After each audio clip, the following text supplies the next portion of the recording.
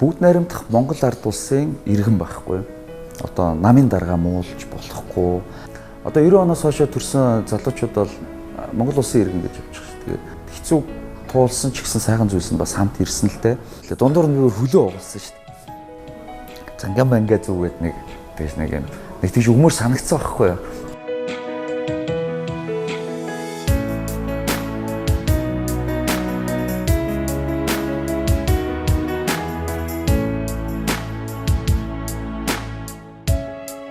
За сайн байцгаана уу? Намайг их зориг гэдэг нийслэлийн 28 дугаар дунд сургуулийг улсын тэргүүний 28 дугаар сургуулийг тухайн үедээ төгсчихлөө. Тэгээд төгсөөд худалдаа үйлдвэрлэлийн дээд сургуульд байж байгаа, их сургууль байж байгаа, Япон улсад суралцаад буцаж ирээд тэгээд өнөөдөр хүртэл бас телевизийн салбартаа тэгээд бас хувийн хвшилт ингээд давхар ажиллаад өөрийнхөө ажил амьдралыг ингээд эрхэлж явнаа.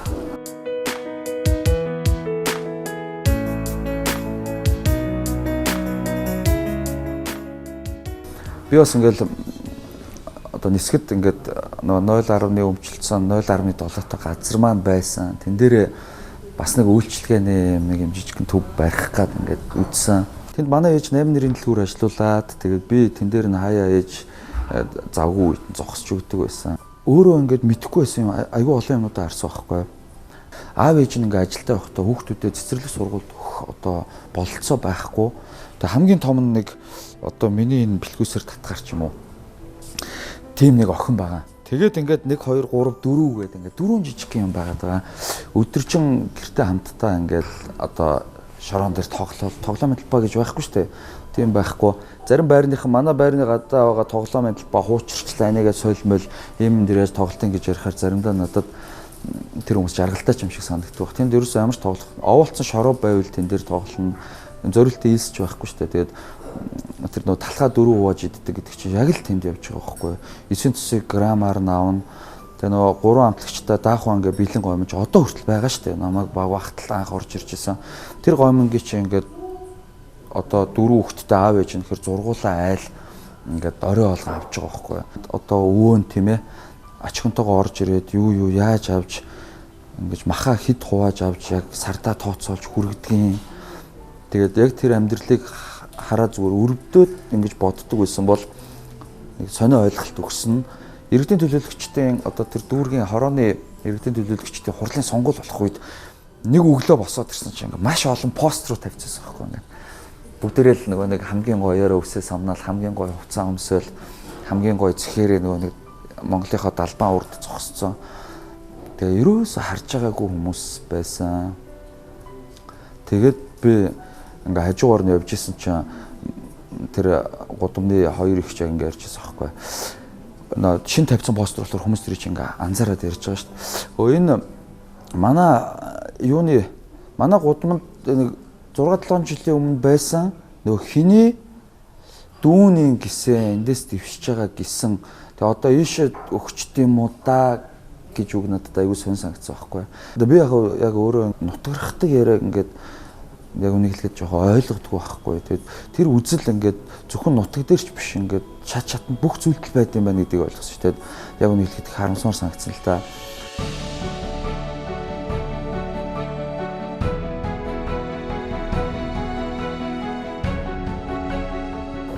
Би бас өөрийгөө азтай хүн гэж боддоо шүү дээ. Яг дуртай мэрэгчлэрээ ингээд ажиллаж явна гэдэг чинь мэрэгчлээсээ кайф аавна гэдэг чинь одоо хүн болгонд ингээд тохиогоод байдаг бас азтай тэргүүрээ амьдрна гэдэг. Тэгээ эндээсээ бас яг тэр зүйлээ бүтэн хийх бас боломж нь хэцүү болчихдог л доо.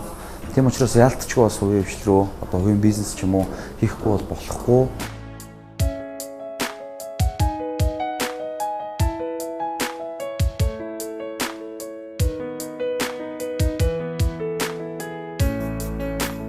Би 2002 онд Японд очсон байжсэн. Тэнд Япон хүмүүс өөрсдийнхөө ингээд улстай тийм ээ сонгуулаа өгч जैन бүгдээрээ идэвхтэй оролцож जैन нэг юм гүүр нурангууд зүгээр тэр одоо манайхаар хариул хорооны дарга нь биш тийм мужийнхан захирагч ингээд олон хүмүүс нь чагсаал цуглаа хийж хагаад унгааж जैन сайн юм хийцэн хүмүүсийн олон хүмүүс нийлж байгаа бас ингээд магтаж чадж जैन сайныг түгэж чадж जैन.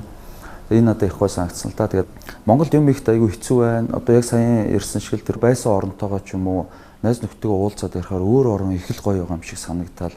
Тэгээ тэр орн шиг байхгүй. Яагаад одоо Монголд ийм байгаа юм бэ гэд тийшээ айгүй бурууг өөрөөсөө ингэ зайлуулж боддог байсан чинь одоо ингэ эргээд бодоод тахаар яг ихэл нь ингээ би өөрөө болоод над дээр ирээ бууцсан.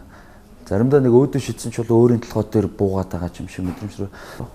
Тэгэхээр бид нар ингээд Монголоос л ингээд явбал хүний нутагт очивол сайхан болох гэдэг гэж бодоод ингээд бүх нийгэм рүү буруу өгöd байгаа нь балаараа дугуулж байгаа юм маань л буруу байсан учраас өнөөдөр тэр тогтолцоо нь ингээд ийм эвдэрхий тогтолцоо юм шиг.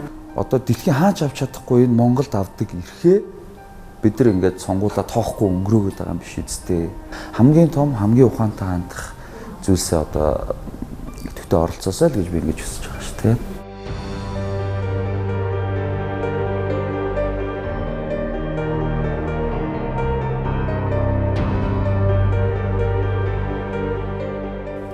Залуучууд одоо нэгдэн нийлээд нэг зүйлд идэвхтэй байвал ямар том амжилтанд хүрч болох вэ гэдгийг ингээл олон зүйл дээр харж ирсэн л та. Миний хувьд болохоор Монголын үндэсний олон нийтийн телевизэд ажиллаж байхдаа сайн байна уу ёо гэд одоо олимпик шууд дамжуулах өдөр болгоны шууд эфирүүдийг хийжсэн. Тэн дээр ихвчлэн ингээд залуучууд нэгдсэн маш их дурсамж үлдээсэн ажилласан яг олон нэвтрүүлгүүд олон зүйлс байгаа ч гэсэн тэр хамгийн тодор үлдсэн байгаа байхгүй юу. Тэгэхэд ингээд бид нар нэгдэж хийж чадах юм уу олимпичтэй гээд өмнө нь бол бид нар ингээд баг байхад бол Оросын оортыг гарахыг л хүлээдэг байсан. Тэгэл үндэсний телевиз хэдхэн одоо 18 цагаас эхлээд чилөө 23-т ингээд дуусчдаг ийм телевизийн нэвтрүүлгүүдтэй байсан. Үзэх юм маш ховор байсан.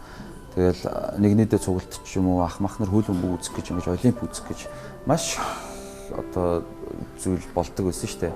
Тэгээ бид нар зөвхөн гадны сувгаас үздэг байсан юмнуудаа өөрсдөө албан ёсны эрхтэйгээ зохион байгуулад үндэсний телевиз тухайд бидэрт боломжийг олгоод тэгээ залуучуудтай итгээд ингээд хийгээд хийжсэн орой болгоны эфир үзэгчд маань хүлээдэг болсон байсан. Сайхан дурсамжийг үлдээсэн л те. Хамгийн гол нь олон залуучууд яг нэгдээ том юмны ард гарах бол үнэхээр бас сайхан байт юм байлээ. Идэвхтэй байх гэдэг бас хүнд их урмыг өгдөг юм байт юм байлээ. Дундуур нь хөлөө угалсан шүү дээ. Тэгээд хөлөө углаад нэг хөл гипстэй болоод орой болгон шууд эфир гарч байгаа юм чи те. Манай яг одоо ингээд дөрөв хөтлөгчтэй байсан. Нэг нь би одоо эзөө за одоо ингээд болидо гэж бүгд юм чи. За ямар амаатай юм шууд эфир юм. Тэгээ нөгөө гипстэйгээ оройнхоо дугаар дээрээс шууд эфир явангуудаа доор нь ингээд юм хүмүүсийн бичсэн комментуудыг дэлгэцэн доороо гаргадаг байсан.